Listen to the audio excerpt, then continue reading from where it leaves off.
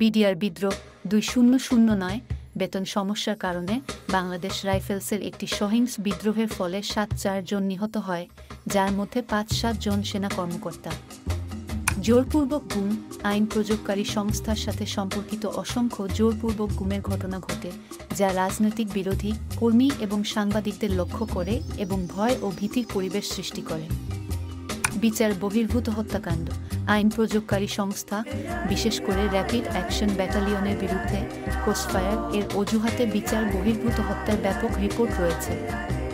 দুর্নীতি ও ঘুষ, পুলিশের মধ্যে ব্যাপক দুর্নীতি রয়েছে, যেখানে কর্মকর্তারা ঘুষ গ্রহণ এবং চাঁদাবাজির মতো কর্মকাণ্ডে লিপ্ত হয়, যা আইন প্রয়োগে জনসাধারণের বিশ্বাসকে দুর্বল করে।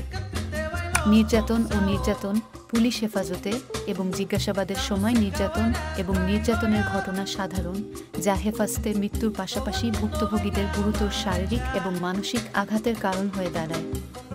আপনার প্রতি কোনো পুলিশ বা বিডিআর দ্বারা কোনো অন্যায় হলে দয়া করে আমাদের জানান।